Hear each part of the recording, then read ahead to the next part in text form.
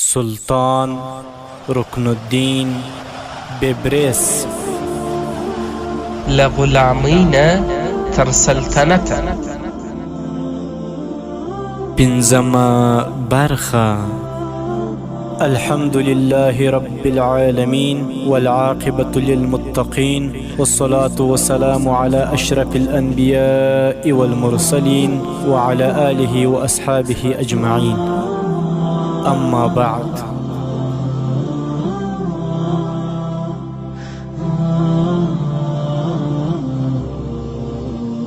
السلام علیکم ورحمت الله وبرکاته. محترم اوریدونکو، الله جل جلاله دې وکړي چې تاسو روغ جوړ او د صحت او عافیت جامې مو پر تن وي. محترم اوریدونکو، لکه څرنګه چې موږ په 13 برخه کې د غلامۍ نه تر سلطنته د داستان هغه ځای بیانوي چې ځوان راهب هغه 15 کسان ووژل چې په هغو کې یو ایرش و او د برلوین زوی و. برلوین د بیلپروټ حاکم و او بیا مو دا وویل چې بیرته رالی او هغه 2 سپین ږیرې دغه اسانو سره واستوله د سوسۍ د کلي خواته، او بیا بیرته دی وروسته رالی او هغه 15 کسان مړي یې پر اسانو باندې بار کړل او په دې وخت کې د اسانو شڼهاری واورېدی او بیا بیرته خپل پر ځای کښېناستی او خپله امسا یې راواخیستله او دغه سپاره کسان چې د ده مخته راله په دو کې یو الواس نومېدی. الواس هغه څوک چې په خپله امیر ترنتایي یعنی دا ځوان راهب پسې ګرځېدی، خو اوس هغه د هغه تر مخه ولاړ و، خو بیا یې خپل ځان سنبال کړ او هغه ته یې وویل چې زه پادري لیوس نومېږم او د یوه خاص مقصد دپاره دلته راغلی یم، او د دغه مړو قصه یې هم ورته وکړه چې دا د سلطان رکن الدین یو سالار وژلی دی. او بیا الوس و لیوس ته وویله، یعنی و امیر ترنتایي ته یې وویله چې د کلیسا و څنګ ته یو ډېر پاک سرایي سته چې ته به هلته ووسېږې. نو اوس به راسو محترم اوریدونکو، پاتو حالاتو ته به متوجه سو چې نور څه پیښیږي. امیر ترنتایي ورته وویله، الواسه تا زما ټولې ستونزې اسانه کړې، اوس ته دا لاشونه له ځانه سره واخله او زه به د همهغه سرایي په لور ولاړ سم چې تا یې راته یادونه وکړه. هلته که د دې کسان د وژلو په اړه د بیلپروټ حکمران بریلیون څه پوښتنه کول غوښتل، نو تاسې له ما سره په همهغه سرایي کې تماس نیولی سئ او ما د بیلپروټ دربار ته ور حاضرولی سئ. امیر ترنتایي په ډیره نرمه توګه دا خبرې وکړې او بیا یې خپله امسا په ځمکه ووهله او د خپل آس په لور رهي سو. کله چې آس ته ورنږدې سو او غوښتل یې په آس سپور سي، نو خپله امسا یې په ځمکه ښخه کړه او د هغې په کومک سره یې په آس د سپرېدو هڅې پیل کړې. الواس ور منډه کړه او ورته ویې ویل، مقدس پلاره، زه به در سره د آس په سپرېدو کې مرسته وکړم.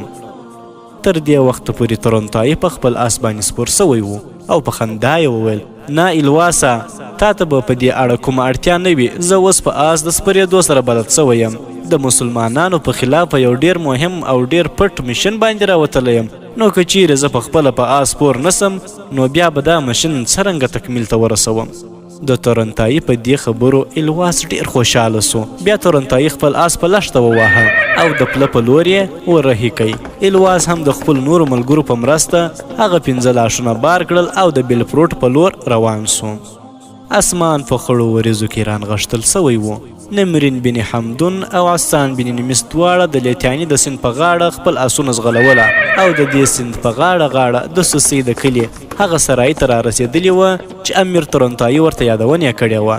کله چې هغوی دواړه د سوسۍ د سرایي مرکزي سترې دروازې ته راغلل، نو ویې کتل چې د دروازې تر څنګ یو نعل وهونکی ناستی او یو آس ته نعلونه وهي. نمرین بن حمدون او عسان بن نمس دواړه د خپلو آسونو څخه راکښته سول او د خپلو آسونو سره یو ځای هغه نور آسونه هم د سرای د دیوال خواته وتړل او په خپله هم هلته د نعل وهونکې تر خلاصېدو پورې منتظر پاته سول. نعل وهونکي هغو ته په یوه سرسري نظر وکتل او دوباره په خپل کار کې مشغوله سو.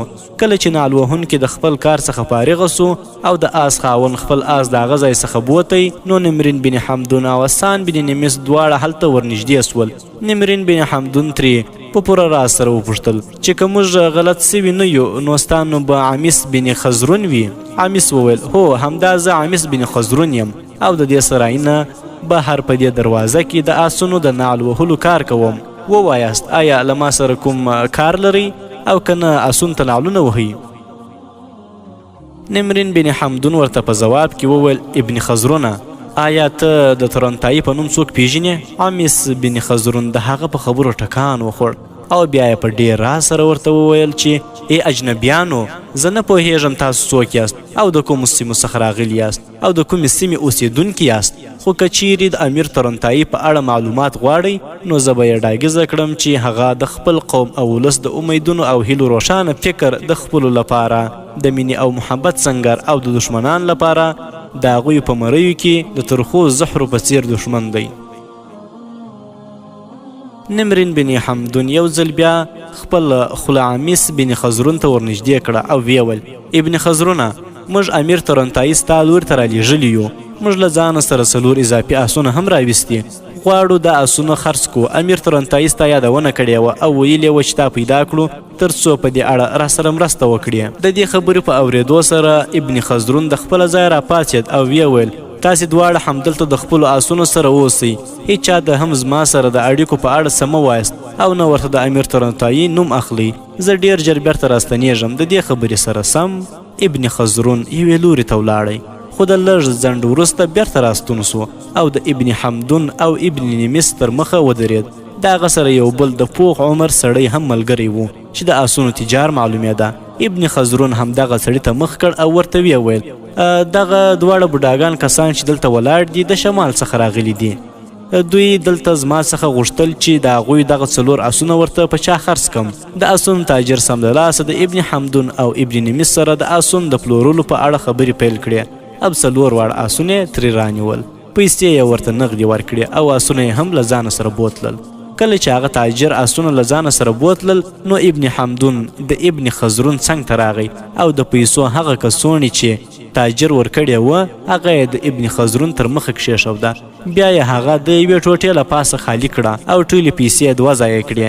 د هغې یوه برخه یې په هغه کڅوڼې کې واچوله چې ورسره وه او پاته نیمایي یې هماغسې پر هغه ټکور باندې پرېښوله او ورته ویې ویله ابن خزرونه هغه پیسې چې په دې کڅوڼې کې وې د هغې نیمایي ما او ابن نمیس واخیستې او پاته نیمایي مو تا ته پرېښودې ځکه هغه ستا حق دی. زه پوهیږم چې ته د دې سرای نه بیرون د نعلبندۍ کار کوي او په ډیر زحمت سره خپل روزي پیدا کوي. بیا نمرین بن حمدون ابن خزرون ته نور هم ورنږدې سو او ورته ویې ویل ابن خزرونه څرنګه چې ته د امیر ترنتایي سړی یې او په الله قسم چې موږ د امیر ترنتایي لپاره خپل ځانونه هم قربانوو، په دې خاطر ابن خزرونه د دې پیسو په اخیستو کې هغه او دغه مه کوه ځکه دا ستا حق دی. ابن خزرون غوښتل څه ووایي چې په دې وخت کې ابن حمدون او ابن نمیس یو بل ته اشاره سره وکړه، په خپلو آسونو کښېناستل او په یوه منډه د هغه ځای ووتل. ابن خزرون هغوی ته په مینه مینه کتلو کې ولاړ پاته سو. هلته بیا یوه ورځ امیر ترنتایي په داسې حال کې چې د عیسوي راهب لباس یې په ځان کړی و د خپلې اوسپنیز امسا په مرسته د بیلفروټ د ښار په شمال کې پرتې کلیسا ته ورننوتی. د کلیسا ودانۍ ډیره پراخه او د سیند د 2 متوازي څنډو په څیر جوړه سوې وه. په ځمکه د امسا په وهلو سره امیر ترنتایي مخ ته ولاړی او د یوه ځوان راهب سره مخ سو. سمدلاسه یې د هغه څخه وپوښتل زما دوسته زه دې کلیسا کې نابلده یم، داسې وګڼه چې زه د بیلفروټ په ښار کې هم نابلده یم، خو غواړم چې د بشپیروس سره ووینم، آیا په دې لړ کې له ما سره مرسته کولی سي؟ هغه ځوان راهب تر یو وخته پورې په ډېر درنښت سره په خپل مخ کې ولاړ ګوډ راهب ته کتل. بیا یې ورته وویل چې په دې ښار او دې کلیسا کې د نابلدتیا او نااشنایي په اړه اندېښنه مه کوه، له ما سره راځه، زه به دې د بشپیروس سره مخ کړم. د دې خبرې سره سم هغه پادري په یوه لوري روان سو. امیر ترنتایي هم د خپلې امسا په مټو د هغه تر شا روان و. امیر ترنتایي په خپل ښي لاس کې امسا نیولې وه خو په چپ ولي کې یې یوه ستره څرمنیزه کڅوړه راځړنده کړې وه او د پادري تر شا روان و. پادري د لږ تګ وروسته د یوې خونې تر مخ ودرېد او بیا یې د هغې خونې دروازه ور وټکوله. لږ شیبه وروسته د پوخ عمر یو کس دروازه خلاصه کړه. د دې کس د کتلو سره سم هغه ځوان پادري ټکان وخوړ او بیا یې په ډېر ادب او درنښت سره ورته وویل مقدس فلاره، زما شاته دغه ولاړ ځوان راهب وایي چې نه یوازې په دې کلیسا کې بلکې په دې ښار کې هم نابلده دی او غواړي له تا سره وویني. دروازه خلاصوونکی په خپله بشپیروس و. هغه یو ځل د سر نه تر پښو پورې امیر ترنتایي ته وکتل، هغه یې په سترګو کې وڅاره، بیا یې ورته په خندانه خوله وویل ځوان راهبه که زه غلط سوی نه یم او هغه انځور چې ستا په اړه ماته د قاصد له لارې را رسېدلی او لا تر اوسه زما په ذهن کې پروت دی د هغې له مخې راته ډاګیزه کیږي چې ستا نوم لیوس دی او ته د دمشق نه راغلی یې. امیر تورنتایي خپل سر د درنښت په توګه کښته کړ او ویې ویل مقدس پلاره ستا اندازه بالکل صحیح ده. همدا زه لیوس راهب یم او د دمشق نه راغلی یم او غواړم د یوه ډېر مهم کار لپاره ستا سره خبرې وکړم. د امیر تورنتایي د دې خبرو نه وروسته راهب هیروس د دروازې نه بیرون راغی او په ډېره مینه یې امیر تورنتایي په خپل غیږ کې ونیاوه. د هغه تنده یې ښکل کوي او د هغه سره یې د ډېر محبت څرګندونه وکړه. بیا یې ورته وویل لیوسه د هغه کار بیړه چې تا په اوږو اخیستې هغه ډېره درنه او محترمه مقدسه ده. د همدې کار له مخې او د دغه دروند بار د پورته کولو په خاطر ته چې هر وخت وغواړې زما خونې ته د اجازې پرته راتللی سې. تا ته نه زما د دروازې ټکولو اړتیا سته او نه زما څخه د اجازې د غوښتلو اړتیا. بیا بشپیروس هغه ځوان راهب ته وکتل او ورته ویې ویل اوس ته ولاړ سه. ستا ډېره مننه چې تا دومره عزتمنده میلمه زما تر خونې راورساوه. د دې خبرې سره سم بشپیروس امیر تورنتایي د مټ څخه ونیاوه او د خپلې خونې په لور یې بوتی. خونې ته په داخلېدو امیر تورنتایي یې د خپل ځان سره یو ځای کښېناوه او بیا یې ترې وپوښتل زما دروند میلمه آیا د دمشق نه تر ویلفروټ پورې د سفر په وخت کې کومه ځانګړې ستونزه او یا نور څه تکلیف به درته نه وي پیدا سوي؟ امیر تورنتایي ورته په ځواب کې وویل مقدس پلاره ما دا سفر په ډېر آرامه ترسره کړی. په حقیقت کې دلته زه پرون ورځ را رسېدلی یم او د ښار نه بیرون د کلیسا سره نږدې سرایي کې مې شپه سبا کړې ده او اوس هم هلته اوسېږم. خو زما کار داسې دی چې زه نه غواړم په ښکاره توګه له تا سره ووینم. اوس هم د شپې لخوا ستا څنګ ته راغلی یم تر څو ستا په لور د راتلو په وخت کې مې څوک ونه ویني او شک راباندې ونه کړي. زه اندېښمن یم چې که چیرې کوم مسلمان جاسوس مې ونه ویني. په دې خاطر کله چې هم ستا څنګ ته راځم نو د شپې له اړخه به راځم. هیروس په ډېره مینه ناکه توګه امیر تورنتایي ته وکتل او ویې ویل لیوسه ستا خبره صحیح ده ډېر پوه او عاقل انسان ښکارې. هغه کار چې موږ پیل کړی د هغه غوښتنه همدا ده چې په پوره راز سره به یې ترسره کوو. لیوس ورته وویل مقدس پلاره آیا داسې شونې نه ده چې له تا سره یو ځای د هغو دواړو پادریانو سره چې خوناس او ابروق نومیږي هم ووینم؟ ځکه هغوی د مسلمانانو د پیغمبر په خلاف د کتابونو په خپرولو کې له تا سره پوره مرسته کوي. تورنتایي په ډېر عاجزۍ د پادري نه دا غوښتنه وکړه. په ځواب کې پادري هیروس سمدلاسه د خپل ځای راپورته سو او ویې ویل دروند میلمه ته لږ شیبه همدلته اوسه ستا د غوښتنې درنښت کوم. زه پخپله هم هغوی دواړه دلته رابولم. د دې خبرې سره سم پادري هیروس د خپلې خونې څخه بیرون سو او د لږ ځنډ وروسته یې دوه ځوان پادریان هم له ځانه سره راویستل. کله چې پادري هیروس خونې ته راننوت نو امیر تورنتایي ته یې مخ کړ او ورته ویې ویل لیوسه دغه دوه ځوانان چې له ما سره راغلي زما په ښي اړخ کې خوناس نومیږي او په چپ اړخ کې ولاړ کس ابروق نومیږي. تورنتایي د خپلې اوسپنیز امسا په کومک راپورته سو او د دواړو ځوانو پادریانو سره بیا روغبړ وکړ. په دې وخت کې هیروس پادري یو ځل بیا خبرې پیل کړې او دې دواړو پادریان ته وویل دغه ګوډ او معیوب پادري چې ستاسې تر مخ ولاړ دی او د خپلې امسا په کومک ګرځي ان د دمشق څخه دلته راغلی لیوس نومیږي. دا هم هغه لیوس دی چې ما یې په اړه تاسې ته پخوا هم ویلي وه. د لیوس د نوم د اورېدو سره سم هغه دواړه ځوان پادریان په پوره ادب سره رامخته سول او یو ځل یې بیا د لیوس سره په مینه روغبړ وکړ. بیا دوی ټول د هیروس تر مخه په پوره درنښت سره کښېناستل.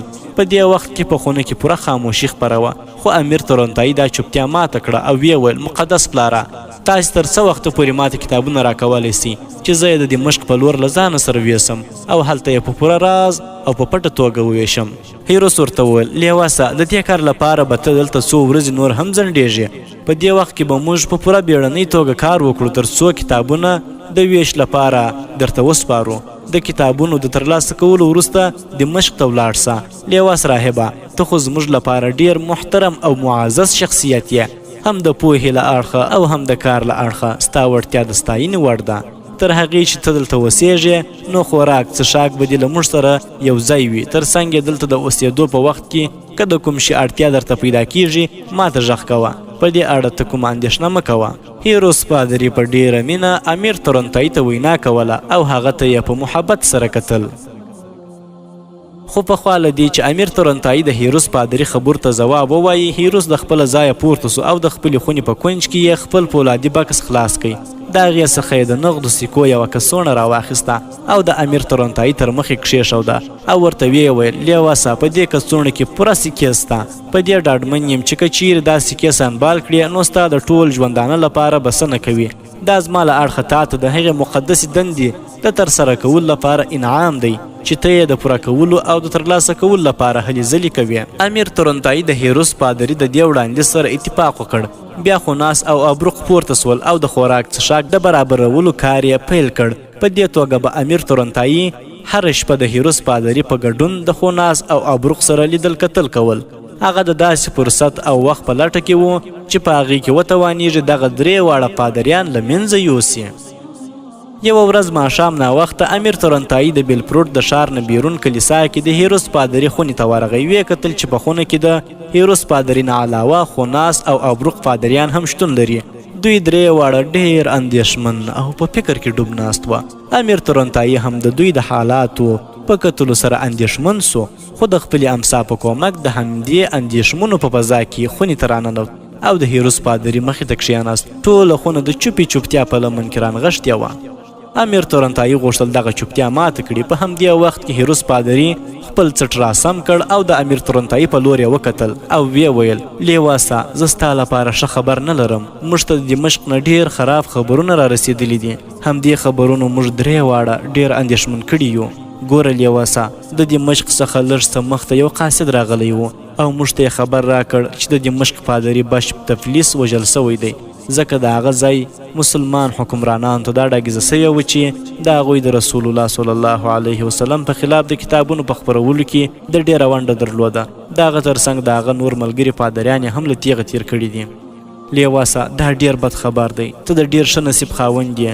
چې د دې پیښې نه مخته د دمشق څخه راوتلی یې او که نه ستا څټ به هم دروهلی وای د دې خبرې په اورېدو سره امیر تورنتایي هم خپل ځان ډېر اندېښمن کړ تر لږ وخته پورې یې خپل سر کښته اچولی و فکر یې کاوه او بیا یې د هیروس بش په لور مخ کوي او ورته ویې ویل مقدس پلاره آیا د دمشق څخه راغلی دغه قاصد زما په اړه هم څه ویلي دي په جواب کې هیروس ورته وویل لیواسه کله چې ما د هغه قاصد څخه ستا په اړه وپوښتل نو ویې ویل ما ته ډاګیزه سوې ده چې د لیوس تر نامه لاندې یو ګډ راهب ستاسې له اړخه د دمشق سره د رابط په څېر ټاکل سوی دی خو قاصد وویل چې هغه تا د شکل او قوارې نه پیژني ما دغه قاصد هلته د کلیسا په میلمستون کې کښېنولی دی فکر کوم چې هغه به په راتلونکو 2 او 3 ورځو کې بیرته ستون سي لیواسه سمدلاسه مو پرېکړه کړې چې د کتابونو او کتابچو د ویشلو کار ودرول سي او بیا په کوم مناسب وخت کې بیا پیل کړل سي په دې خاطر به ته اوس بیرته دمشق ته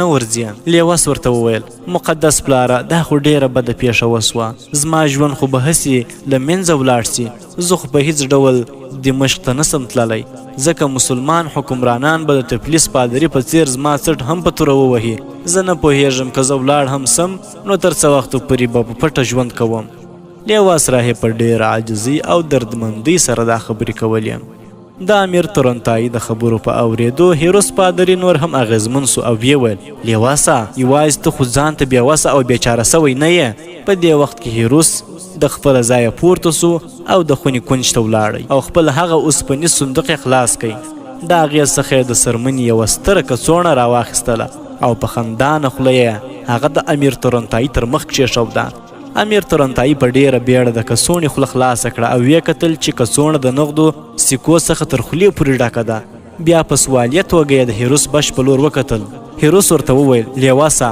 د نغدو سکو دا کڅوړه هم ستا ملکیت دی اوس درته د اندېښنو کولو ځای نه پیدا کیږي د دې نغدو سکو نه علاوه که چیرې نورو ته دې هم اړتیا پیدا سوه نو هغه به هم درته تیاري کړم زه به ستا تر شا په دې سیمو کې د لارښود ساتونکي او محافظ په څېر ولاړ یم ستا د هر ضرورت او غوښتنې د پوره کولو هڅه به کوم ته به په دې اړه اندېښنه نه کوې ګوره لیواسه که ته غواړې په همهغه سرایي کې چې اوسېږې نو د هغه ځای مصارف به هم زه درکوم او که دلته اوسېږې نو دلته به د اوسېدو لپاره ښه ځای تیار کړم په هر صورت که چیرې په دمشق کې حالات همداسې زموږ په خلاف روان وي نو ته به دلته د پاتې کېدو په اړه اندېښنه نه کوې ته که په سرایي کې او یا د بیلفروډ د سیمې په هر ځای کې چې وې موږ به ستا د اوسېدو لپاره د ښه او غوره ځای د برابرولو هڅه کوو بس داسې وانګېره چې په اوسني وخت کې دې د دمشق د ښار سره اړیکې پرې سوي دي اوس ته د بیلفروټ د ښار او د دې کلیسا اړوند یې او همدلته د تم کېدو او اوسېدو ځای دی. د هیروس بشپ د دې ټولو خبرو په ځواب کې امیر تورنتایي غوښتل چې څه ووایي. د بشپ د خونې دروازه چا وټکوله. په دې وخت کې بشپ خوناس په استفهامي توګه د ستر بشپ په لور وکتل. هغه ورته اشاره وکړه او د اشارې سره سم بشپ خوناس د خپله ځایه پورته سو او دروازه یې خلاصه کړه. د دروازې د خلاصولو سره سم یو وسلوال ځوان کمرې ته راننوتی. خپل سر یې کښته کړ او د هیروس پادري تر مخه په پوره ادب سره ودرېد. بیا یې په پوره درنښت او ادب سره وویل زه غواړم د هغه راهب سره ووینم چې لیوس نومیږي. ما ته ډاګیزه سوې ده چې هغه همدلته له تا سره اوسیږي. زه د هغه د لیدو لپاره هلته سرای ته ورغلی وم خو د هغه ځای راته وویل سو چې هغه دلته په کلیسا کې دی. د هغه د کتو لپاره د بیلفروټ حاکم بریلیون انتظار باسي. د دې وسلوال ځوان د خبرو د اورېدو وروسته ستر بشپ خپل سر کښته کړ، څه فکر یې وکړ او بیا د لیواس راهب په لور یې مخه کړ او ورته ویې ویل لیواسه آیا د بیلفروټ د حاکم بریلیون سره د پخوا څخه پیژندګلوي لرې؟ که چیرې همداسې وي نو بیا خو د خوښۍ خبره ده او که چیرې پیژندګلوي ورسره نه لرې نو بیا یې د څه لپاره غواړي؟ لیواس ورته وویل مقدس پلاره زه د بریلیون سره پخوانی پیژندګلوي نه لرم. په دې وخت کې امیر تورنتایي په ډېر عجز او انکسار سره خبرې کولې او ویې ویل خو په دې پوهیږم چې د کوم مقصد لپاره یې وربللی یم. د دې علت دا دی چې هغه وخت چې زه د دمشق څخه د بیلفروټ په لور د لیتاني د سیند په غاړه راتلم نو ما هلته د لیتاني د سیند په سر د لرګیو د پله سره نږدې د 15 کسانو په وینو ککړ سوي جسدونه ولیدل. دوی ټول په ځمکه خواره واره پراته وه. د یوې لنډې شانتې کتنې وروسته راته څرګند سوه چې د دوی 4 کسانو روحونه له تنې څخه وتلي خو یوازې یو نیم ژوندی معلومیږي. همدغه کس راته وویل چې نوم یې ایرش او د بریلیون زوی دی. ما غوښتل چې د وژونکو نومونه ترې وپوښتم خو بدبختانه چې همدومره یې وویل چې د هغه او د ملګرو قاتل یې د مصر د سلطان رکن الدین یو سالار و. مقدس فلاره د بریلیون زوی ایرش ماته د دې نه زیات نور څه ونه سو ویلی. مرګ یې پرې غالبه وکړه که نه هغه ماته په دې اړه پوره معلومات راکولی سول او دا یې راته ډاګیزه کولی سول چې د مصر د سلطان رکن الدین کوم سالار په دوی یرغل کړی او په وینو کې لت پت کړي دي. کله چې ایرش مړ سو نو ما د هغه او د هغه د ملګرو مړي د هغوی په اسونه وتړل او د بیلفروټ د ښار په لور مې له ځانه سره را روان کړل. په همدې وخت کې د ټمپلریز نائب سالار ایلواس د خپلو ملګرو سره یو ځای همدلته راورسېدی. ما هغه ته ټوله پیښه بیان کړه. وروسته بیا ایلواس دا ټوله مړي له ځانه سره یو ځای د بیلفروټ ښار ته ویوړل. ما ایلواس ته وویل چې که چیرې د بیلفروټ حکمران په دې اړه د نورو معلوماتو غوښتونکی وي نو زه د کلیسا سره نږدې سرای کې اوسېږم. هغه ما د هماغه ځای څخه رابللی سي. زما په فکر چې د بیلفروټ حکمران به زه د همدې مسئلې د معلوماتو لپاره وربللی یم. هغه به غواړي چې د خپل زوی د مړینې په اړه زما څخه څه معلومات واخلي. د امیر تورنتایي د خبرو وروسته هغه ځوان وسلوال د امیر تورنتایي په لور وکتل او سم د لاس یې ورته وویل ستا د خبرو څخه ماته ډاګیزه سوه چې هم ته هغه مقدس لیوس راهب یې. بېشکه چې بریلیون د همدې معلوماتو په خاطر ته ورغوښتی یې تر څو ستا څخه د خپل زوی د مړینې په اړه پوره معلومات ترلاسه کړي. په دې وخت کې د انطاکیې شاهنشاه بوهیمان خپل د زوی سره یو ځای د بیلفروټ ښار ته راغلی او د بریلیون میلمه هم دی. هغه غواړي د بریلیون لور شهزادګي برنس د خپل زوی روقه لپاره وغواړي او نکاح یې ورسره وکړي. خو څرنګه چې په دې ورځو کې د شهزادګي برنس ورور ایرش د نامعلومو خلکو لخوا وژل سوی او هغه د خپل ورور په غم کې ډوبه ده نو نه غواړي چې د دې غم په ورځو کې د چا سره نکاح وکړي. هغه وایي چې تر هغې چې د خپل ورور بدله نه وي اخیستې تر هغې به د نکاح فکر هم ونه کړي. په دې خاطر دغه پروګرام اوس یوې خواته ایښول سوی دی. خو د دې سره سره بیا هم بریلیون غواړي خپله لور د شاهنشاه زوی ته په نکاح کړي. مقدس راهبه آیا ته همدا اوس بریلیون ته زما سره د تلو لپاره تیار یې؟ امیر تورنتایي سمدلاسه د خپله ځای راپورته سو او ویې ویل زما دوسته زه همدا اوس او په همدې وخت کې ستا سره د تلو لپاره تیار یم. زه به په دې اړه بریلیون ته د خپل د سترګو لیدلی حال بیان کړم او دا به ورته ووایم چې څه ډول ما د هغه زوی وکتی او هغه هلک د مړینې نه مخته ما ته څه وویل. په دې وخت کې هیروس بشپ وویل لیواسه څرنګه چې ته اوس دلته زموږ سره د میشتو کېدو نیت لرې او زه دلته ستا ساتونکی او ملاتړی او محافظ یم نو که چیرې ته د بریلیون په لور ورځې نو زه به هم هغې لوري ته ستا سره ملګرتیا وکړم او که چیرې په دې اړه بریلیون ته کوم شکایت موجود وي نو زه به یې ځواب ورکړم. د دې خبرې سره سم هیروس خپل پادري خوناس ته خپل د آس د تیارولو حکم وکړ. د حکم د اورېدو سره سم خوناس پورته سو او په یوه منډه بیرون لاړی او لږ شیبه وروسته بیرته راستون سو او د آس د تیارېدو په اړه یې هیروس ته خبر ورکوي. د دې وروسته هیروس باشب د لیواس راهب سره یو ځای بیرون راووتی. دواړه په خپلو آسو کښېناستل او هغه وسلوال ځوان چې د دوی پسې راغلی و هغه هم په خپل آس سپور سو او د کلیسا څخه بیرون د بیلفروټ د ښار په لور روان سول.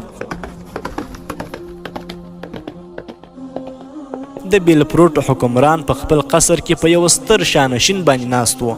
د هغه ترڅنګ په لږ څه کښته درجه کې د ټمپلریز قمندانان او د بریلیون ستر سپهسالار سیګر ناست و. د سیګر ترڅنګ د هغه نایب سپهسالار الواس په خپله چوکۍ ناست و. د بریلیون مخې ته ګڼ شمېر پادریان د خپلو درجو په مطابق ځای په ځای ناست وه. خو د پادریان نه مخته د بریلیون واړه او غټ عسکري منصبداران د خپلو رتبو له مخې قطار سوي ناست وه. د شانشین د پاسه د بریلیون په ښي اړخ کې د انطاکیه شاهنشاه بوهیمان او د هغه ترڅنګ د هغه زوی روقه ناست و. خو د بریلیون په چپه اړخ کې د هغه لور شهزادګۍ برنس په پوره دبدبې سره ناسته وه. په داسې حال کې چې بریلیون او د انطاکیه شاهنشاه یو د بل ترڅنګ ډیر نږدې ناست وه او په خپلو منځو کې یو بل سره غوږونه رانږدې کړي وه. د بریلیون یو ساتونکی د هغوی څنګ ته راغی، خپل سر یې کښته کړ او بریلیون ته یې ډیر درنښت وکړ او بیا یې وویل: آقا، تاسې هغه ګوډ راهب چې د دمشق څخه راغلی او د ایرش سره یې د هغه د مړینې نه مخته خبرې هم کړي وې دلته رابللی و. هغه اوس زموږ د بشپیروس سره یو ځای دلته راغلی او ستاسې د کتو لپاره بیرون انتظار ولاړ دی. د بشپ د نوم د اورېدو سره سم بریلیون ټکان وخوړ او خپل دغه ساتونکي ته یې د غوسې په حالت کې وویل: که چیرې بشپ هیروس د هغه ګوډ راهب سره یو ځای دلته راغلی نو هغه مو د بیرون لپاره ولې تم کړی دی؟ سمدلاسه دواړه را دننه کړئ. محترم اوریدونکو، دا و د غلامۍ نه تر سلطنته د داستان 5مه برخه. انشاءالله پات حالات به په 6مه برخه کې واورئ. نورم په الله تعالی سپارم. والسلام علیکم ورحمة الله وبرکاته.